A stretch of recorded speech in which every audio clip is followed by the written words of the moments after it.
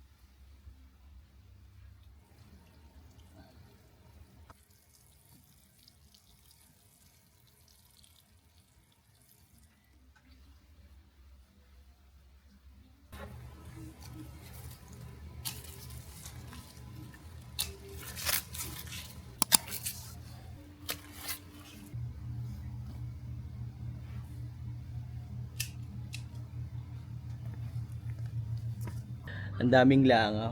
Pinuputakti tayo ng mga langaw dahil ang baho talaga nitong fish fertilizer. Hindi naman babaho. Amoy ano lang siya, malansa. Sabi nga ni Ami, amoy dagat daw.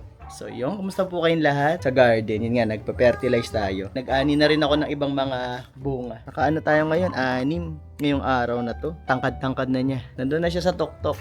Ewan ko kung paano ang gagawin ko kapag humaba pa siya. Bigyan ko lang kayo ng konting update dito sa ating backyard yan. Ito po yung mga kamatis natin. Dami na rin siyang bunga. Ito pipitasin ko na nga to. Ito medyo hinog na to. Actually ito yung unang kamatis na i-harvest natin ngayong season. Simula last week, 100 degrees plus. May sunog pa nga dito sa amin sa Tracy kung nabalitaan nyo. Pagawaan ng mga medical supplies, medline. Nasunog. Grabe, ang tindi na sunog. Pati nga kami namang problema kasi yung ospital namin doon kumukuha nung karamihan ng mga medical supplies. Anyway, balik tayo dito. Ako ito hinog na rin, pipitasin na natin to. Yun. Ng kamatis. Cherry tomato to. Ayun ang haba ng cluster niya. Meron din nga pala nagtatanong, ano ba yung ginagamit kung parang paso? Malambot lang siya. Ano po siya, 7 gallon na grow bag. Okay po siya kasi kung wala kayong masyadong space, pwede nyo siyang gamitin at the end of season. Pwede siyang tiklopin. Actually, yung lupa nito ginamit ko lang. Reuse lang to from last year din.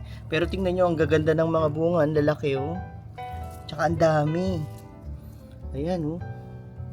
Nakakatuwa. Ito pa yung isa oh. 2 grow bags lang po yung tinanim ko. Pero nakakatuwa kasi ang dami niya. Tapos, nandyan lang siya sa paso. And ito po yung ampalaya natin. I think last time na naipakita ko sa inyo to. Wala pa masyado, di ba? Ngayon, meron na ho siya mga bunga. Ayan ho, meron na tayong mga ampalaya na tumutubo. Ayan, mga nakalambiti na sila. And then, meron pa pala tayong kamatis dito na tinanim ko. Kasi may sobra akong kamatis na seedling. Hindi ko alam kung saan ko ilalagay. So, dito ko na lang siya nilagay. Ang dami rin bunga. Nakakatuwa. Ito pa yung isa. Ayun. Grabe. Tapos mga ampalaya rito. Alam niyo yung mga buto na pinulot ko rito? Ayan, meron pa dito tumubo na ampalaya. Mga kusa na lang tumubo po yan. Actually, hindi ko nga alam kung paano nabubuhay to kasi wala namang nagdidilig dyan. Walang drip irrigation. Nandito lahat. May mga veggies na hirap akong patubuin. Tulad nung sitaw kasi daing peste. Yung talong, hirap na hirap din ako niyan. Pero itong ampalaya, grabe. Walang kaarte-arte talaga. Ito naman yung talong natin. Actually, alam niyo itong talong. Medyo maganda siya this year. Kasi ayan po yung mga bunga niya. Oh. Pero maliliit. Hindi ko alam kung bakit. Kung lalaki pa to or baka bansot lang talaga. Ayan oh. Pero ang dami pong bunga. Ayan. Ayan pa, meron pa mga bulaklak. Ito yung ating mga citrus. Yung ating shiranui. Laki-laki na ng mga bunga niya. And then itong lemon natin, yung recently, nag-ano na siya, nagbulaklak and medyo nalalagas na. Tapos na yung pamumulaklak niya. Kalamansi, namulaklak na rin to. Pero ayun, nagiging ano na siya, maliliit na kalamansi. Although, minsan di pa naman lahat yan mabubuhay, malalaglag pa ibang bunga niyan. Itong okra natin sa kasamaang palad ang papangit niya. Nagtanim ulit ako ng mga buto. Hindi siya nabuhay, kaya nagtanim ulit ako dito. Ililipat ko na lang. Nung tinanim ko siya sa lupa, nagkaroon ng isang araw na napakalamig na nag 30 degrees. So feeling ko parang na-stunt yung growth niya. Tapos hindi na siya naka-recover.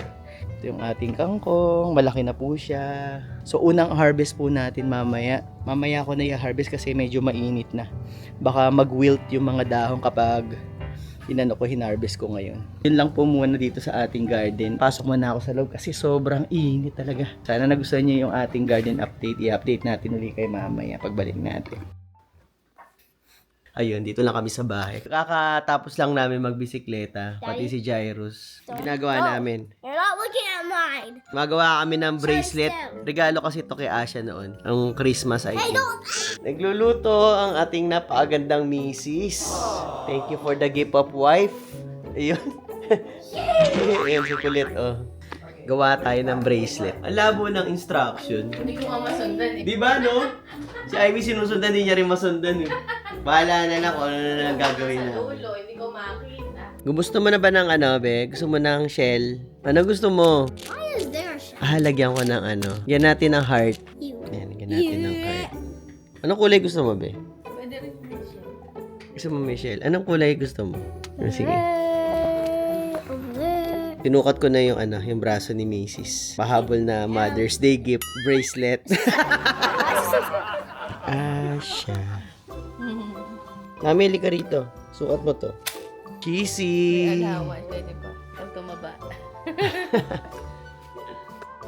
Yung mga classmate ni Jairus. Sinurprise siya kasi birthday nga niya. Nagdala ng cake. Ito. Hindi. We can get it. Is it coconut? Chocolate cake is it coconut? I hope you like it. Coconut. Oh. Happy birthday to you. Happy birthday to you. Happy birthday to you. Make a wish. Oh, man, one. Are you one? Are you two? Are you three? Yay. Are you four? Are you five? Are you six? Are you There, seven? right there, stop. There. It's 7 years old? 7 years old? Happy Sunday. Happy birthday, Kuya. Lord, we are so desperate for a touch of heaven today. We know that our world needs it. We know that this nation needs it. We know. Dito kami sa mall, as usual. Walang-wala sa mall ng Pilipinas. Kabubukas lang actually ng mall, kaya wala pa masyadong tao. Kain muna kami, celebrate namin yung birthday ni Jairus.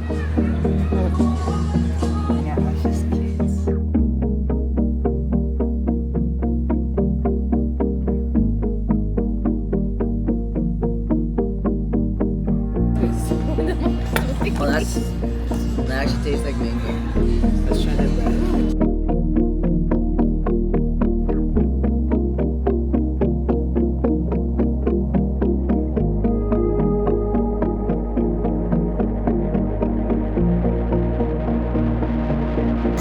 Now we're gonna try the pizza. Lambot ah. Bon appetit. Masarap. Sulit. Asya, you wanna try? With the sauce? The meat was so good. Is it? Yeah. Happy birthday, Kuya. Happy birthday, Kuya. Oh my god, it's so perfect. So good. Daddy, next time, let's get the Oreo Dream Extreme cheesecake. Daddy can't eat any of this. He Huwag just ka mag-alala. Parang Moscow lang. Biscuit Moscow. No. No, this is so good. Is it good? It's really good. Actually, no, it's bad. honestly, yeah, it's kind of Let me try a little bit. very No. underwhelming. No. It's not good, Daddy. I promise. It's disgusting. It's disgusting. Very disgusting.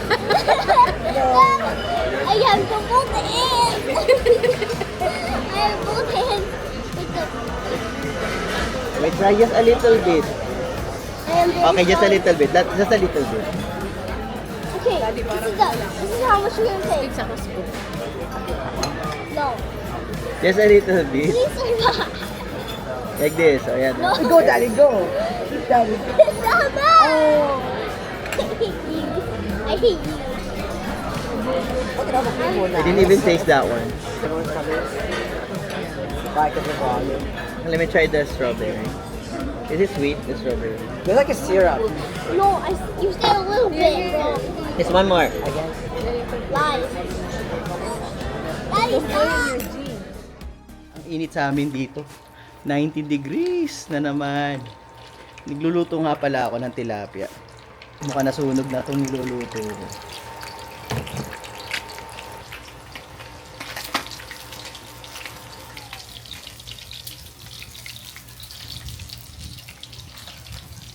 Ikaw ko sa labas kasi maamoy sa loob. Ayun, yung gusto ng mga bata. Bumili kami ng tilapia, yung fillet lang sa Costco. Ayaw nila, gusto nila yung ganito, yung merong ano, yung may uloy, tsaka may tinik. There you go.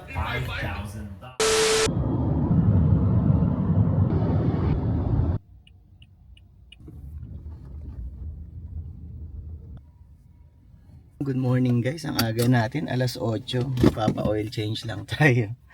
Ay, wala na ma-vlog. Ito na lang, ano mga ginagawa natin. Meron dito yung pinapa-oil change namin. Ang bukas nila alas 8, nandito na ako na maaga. Pag medyo tanghali ka na, mahaba yung pila nila kasi maraming nagpapa-oil change dito eh. Maganda yung rating nila, tsaka mas mura. Usually every 5,000 miles or 6 months. Since hindi naman namin umaabot minsan ng 5,000 miles kasi si Aimee hindi naman masyado nagda-drive pag papunta lang sa school tsaka sa palengke. Minsan ina-alternate ko yung paggamit ng sasakyan para maging balanse yung mileage niya. Lalo na ngayon, twice a week na lang pumapasok. Kaya hindi na kami umaabot ng 5,000 miles kada 6 months. Kaya every 6 months yun, mas madaling tandaan, June, tapos December uli yung oil change namin. Yung guys, tapos na tayo. Mga 20 minutes lang inabot. $90. So, pag pupunta kayo sa dealer, medyo mas mahal. Parang $130. Pero syempre, kung bago yung sasakyan nyo, usually may kasama siyang complimentary na oil change kapag sa dealer. Pero since, luma na yung kotse natin, ito na lang tayo. $90. Actually, dati, nung nasa Long Beach pa ako, nasa LA, unang sasakyan ko yung Toyota Camry 98. Ako lang yung nag-oil change nun. Medyo madali lang yung pag-oil change niya. Yung filter niya nasa ibabaw lang ng makina. Ito kasi mahirap. Ni-research ko, may tinatanggal pang cover sa ilalim tapos may kailangan special tool ka pa sa pagtanggal ng filter. Medyo matrabaho. So, okay na dito sa professional na lang natin pinagawa. Ayun guys, uwi na tayo. Medyo dumami na yung tao sa kanila. May mga sasakyan na sa labas. Buti na lang maaga tayo. Otherwise, medyo mahaba rin yung hintayan.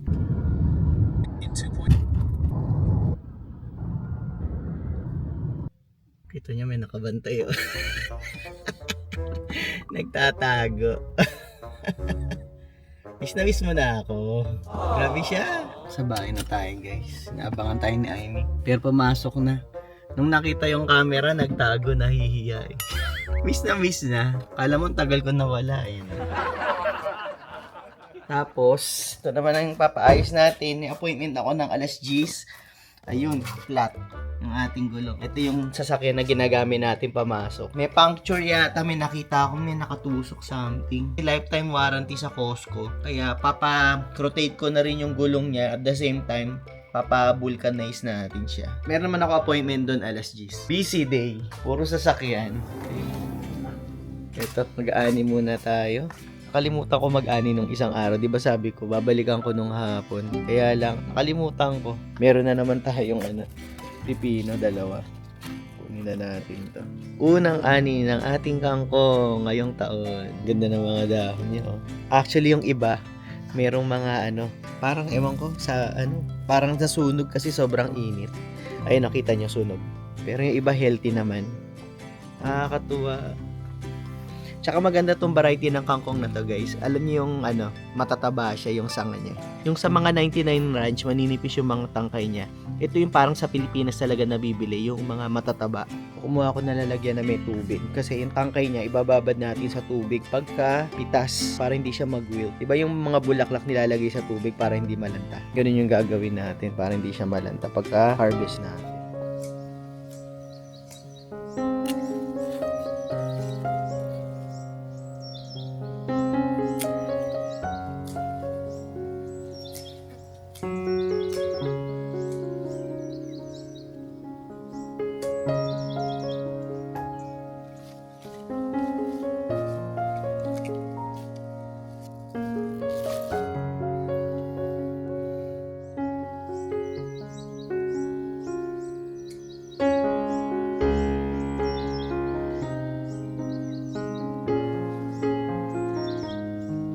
Nakaani na tayo, dami Meron tayong 2 bunch. Paluto natin kay Aimee. Ayan, meron na para pangsigang. Yupi. Ayan. So after mga 2 to 3 weeks, siguro pwede ulit tayo mag-harvest. Yun yung base sa experience ko dati nung nagtanim ako ng kangko. Ganun lang siya hanggang maging winter na. Basta i-fertilize nyo lang. Ginagamit ko lang kasi yung fish fertilizer, wala na akong ginagamit na iba. Update ko ulit kayo in 2 to 3 weeks.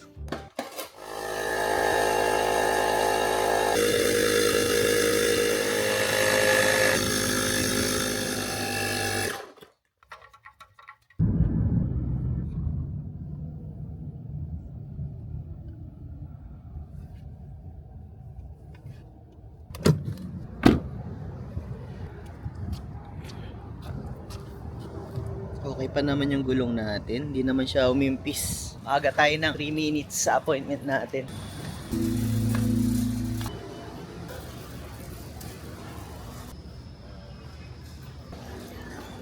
So, 0 balance. Mga 1 oras daw. Ayusin nila yung gulong, tsaka i-rotate na rin yung gulong. So, tatambay muna tayo dito sa Costco. 1 oras. Ay, banyo muna tayo. Tinawagan na tayo. Nakaupo lang ako dun sa isang sopa nila, muntik pa ako makatulog. 1 hour eksakto. Okay, thank you. Did it find a puncture? Yeah, there's a piece of metal on there. Okay, thank you.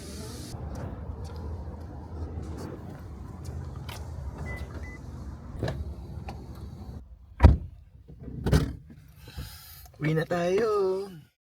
What's up, guys? Ayun, kasama ko ang mga bata tsaka si Sis. Galing kami ng si Aimee Juna for physical exam kanina. Nandito kami sa malapit dun sa gusto namin kainan. Yung newly discovered namin dito sa Danang. Ano ba to? Vietnamese na ba eh? Vietnamese. Ayun. Sa makalawa, Father's Day na rin. Kaya ito na yung Father's Day namin na celebration. Thank you.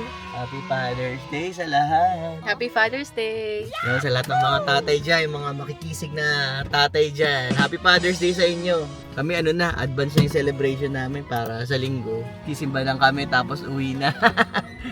Nakapunta na kami dito last time. Okay yung pagkain nila dito, tsaka yung customer service. It was one of these ones. The one with pork chop. I think the sliced one. Pork chop? The charbroiled sliced one. Thank you. Salad kay Daddy. Thank you. May condensed milk. Thank you, Papa Jesus. Thank you, Daddy. Sa akin to, Bay, libre ko to sa'yo. Oo nga, kasi Father's Day. Morning has broken, my windows are How was it? open. Wanna Wait, don't spoil it.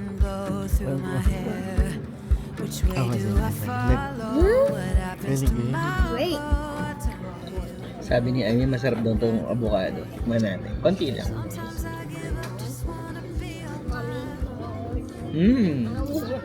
Sarap. Lasang-lasa yung Yung avocado. By the way, this is protein, but this looks weird. Let me see. Okay, try it. It looks like rotten bacon, but round. So hard to chew. It's hard to chew. Sarap. Ito pa itong mga to. Ito sa akin, no? Repolyo. Kain tayo. I left my heart open so you hear my prayer.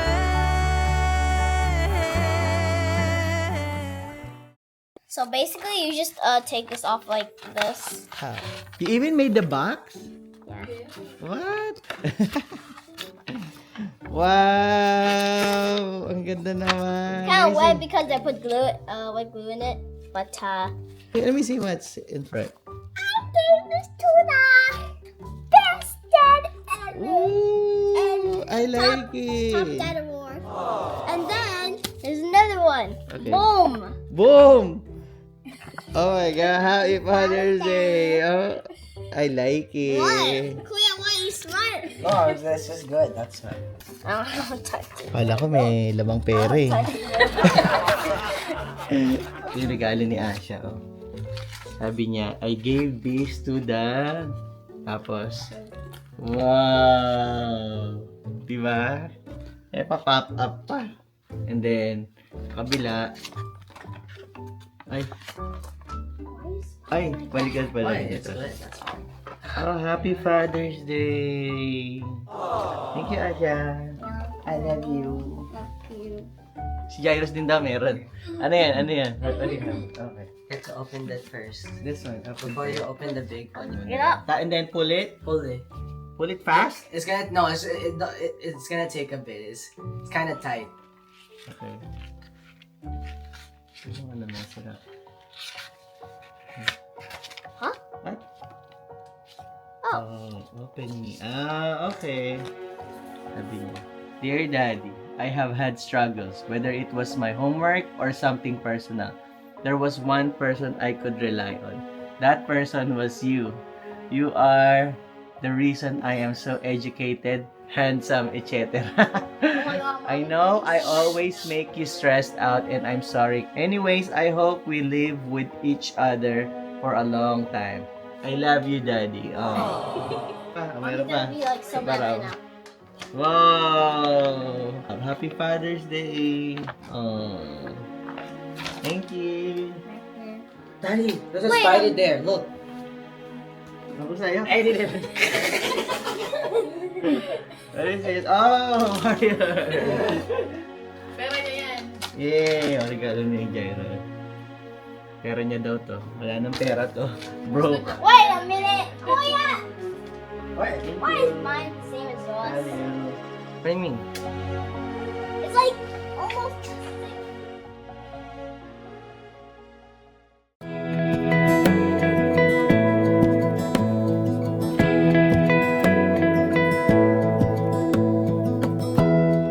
Give me love, give me all your love, oh, 'cause I want you. No one else makes me feel this way, don't know what you do. Ito ko na lang puputulin yung vlog natin for today. Kasama ko si Amy. Happy Father's Day ulit nga pala doon sa lahat ng mga tatay dyan. Ayun, Happy Father's Day! kami nakapag-celebrate na kami noong Nung Friday, sa Friday. Danang. Oo, sa Danang. Yun na yung celebration Nabusog namin. siya. Oo, sarap. Tumaas ang sugar natin. Ayun, sabi ko nga, yung vlog natin, sabi ko, di ba, every week, nako, nakapag-skip na naman tayo. 2 weeks na naman bago ako nakapag-upload. Bukan natin ulit, bumalik tayo every week. Hanggang dito na lang guys, maraming salamat po sa laging panonood. And again, Happy Father's Day po sa inyong lahat, mga tatay dyan. Ayun, at magkita-kita na lang po tayo ulit sa susunod na vlog.